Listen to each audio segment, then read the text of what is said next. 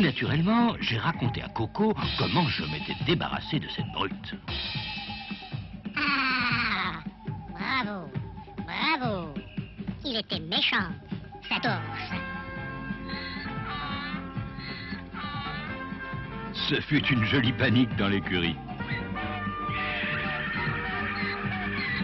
Seule Blanchette semblait ne pas apprécier.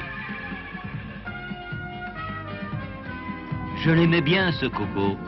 Et c'est pour ça que je lui ai raconté toute ma vie, toutes mes aventures, avant et après mon arrivée au château de la Herpinière.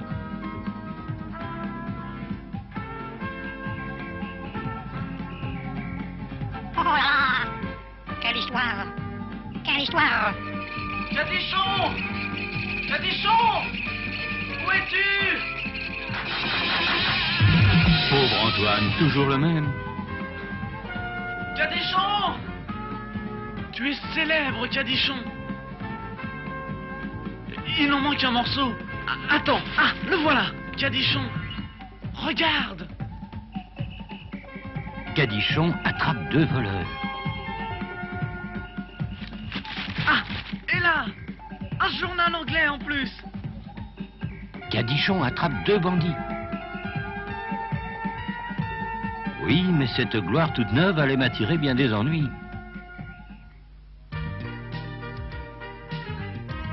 Le voilà.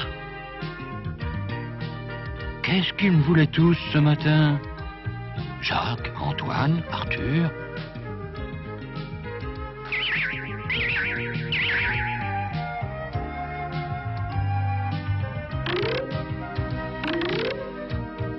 Cadichon, aujourd'hui, il faut que tu sois très beau. Cadichon, il est toujours beau. Mais qu'avaient-ils tous après moi? Mon parfum préféré, Cadichon. Toi. Même Blanchette était de la conspiration. J'étais vraiment étincelant.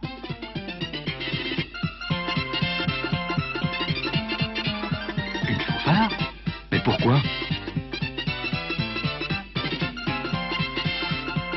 Et puis, le maire, le photographe, le percepteur, ils arrivaient tous. Oh, j'ai vite compris. Une grande cérémonie était organisée en mon honneur. J'ai eu tellement peur que j'ai refusé d'y aller. Ce sont mes amis qui ont dû m'y pousser.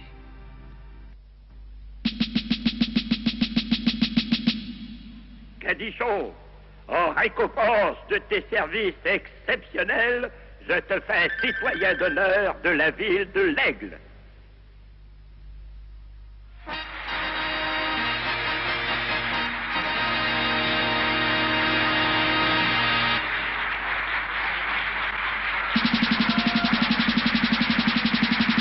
Bravo, Cadichon! Bravo!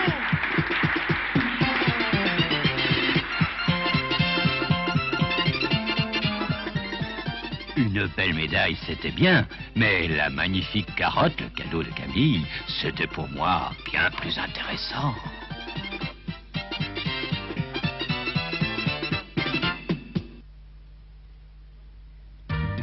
Le soir venu, tous les invités m'ont salué, et mon petit maître Jacques est venu m'embrasser. Je la garde près de moi ce soir. Tu veux bien? Cette médaille? Bien sûr, j'étais d'accord. La nuit était belle. Alors j'ai voulu faire un petit tour avant de rentrer à mon écurie. Et là, au portail... Cadichon! Cadichon! Qui pouvait m'appeler à cette heure? Cadichon! Par ici!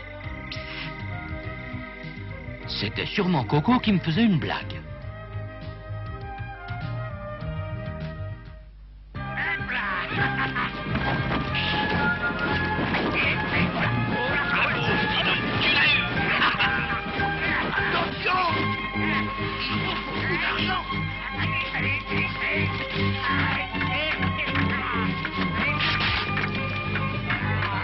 Rançon de ma célébrité, j'étais enlevé.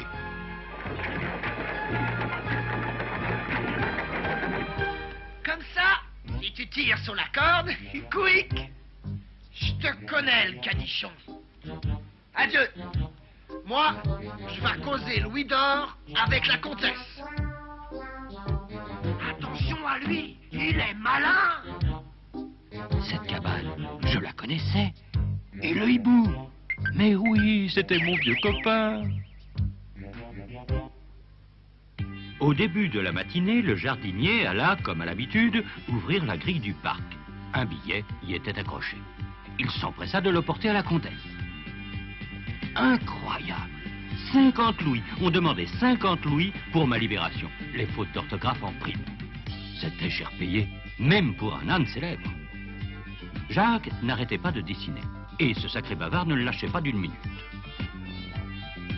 Lorsque la comtesse apporta la nouvelle, ce fut pour Jacques un choc terrible.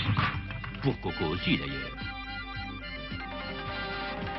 Mais sitôt remis, il fila alerter tous mes amis, à l'exception d'Arthur, déjà parti avec Boulan. Pour me retrouver, Médor Bonchasseur comptait sur son père, la vaillante Blanchette sur ses cornes, et Pipo sur ses roades meurtrières. Sans perdre une seconde, Coco donna le signal du départ. Nous, les animaux, quand nous le voulons, nous sommes plus rapides que les gendarmes, croyez-moi. Ce fut un jeu pour Médor de retrouver ma piste. Mais, malheureusement, à ce carrefour, il perdit ma trace. C'est Blanchette qui a retrouvé la petite planche que j'avais cassée en montant dans la carriole. La piste était retrouvée. Et la chance voulut que Coco entende le cri de mon vieux copain.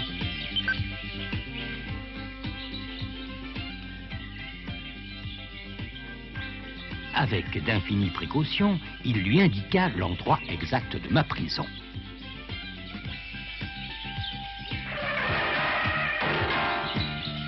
Il fallait agir vite et par surprise.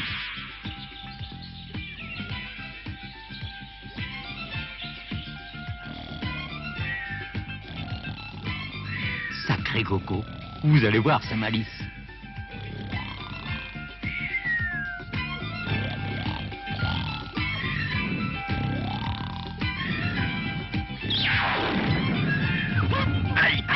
Qui a fait ça? Par exemple, il s'est détaché. Un âne perroquet, du jamais vu. Et bon, le tour était joué. J'étais libre, et Médor eut tout le temps d'aller chercher le garde champêtre.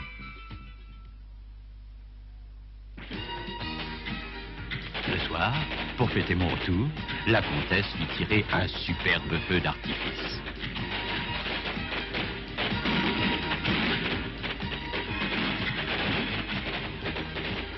Tout le monde en fut ravi. Seul Arthur avait une peur bleue. Jacques vint m'embrasser tendrement. Depuis quelques jours, il était triste. Pourquoi? Mystère. Ce feu d'artifice, c'était la dernière page de mon album. Il me reste à vous dire comment je l'ai eu. Depuis cette fête, Jacques n'avait cessé de dessiner, prenant souvent Coco à témoin. Je me demandais bien pourquoi.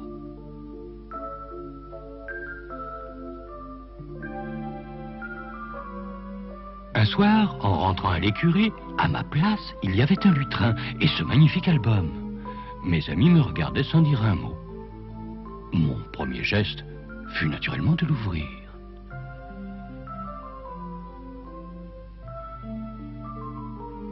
J'étais en médaillon. En dessous, à Cadichon, son petit maître Jacques. Il n'était pas loin, mon petit maître, mais je ne l'ai pas vu pleurer. Un éclair avait traversé mon esprit. C'était Jacques qui avait dessiné l'album de mes mémoires. Et c'est ainsi que j'ai pu revoir toute ma vie. Les mauvais souvenirs,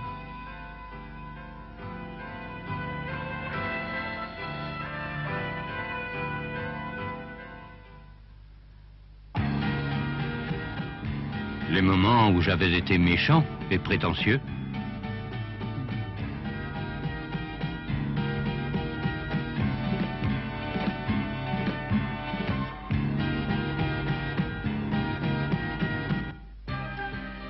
Et aussi les bonnes actions que j'avais faites, et qui sont les plus nombreuses, heureusement.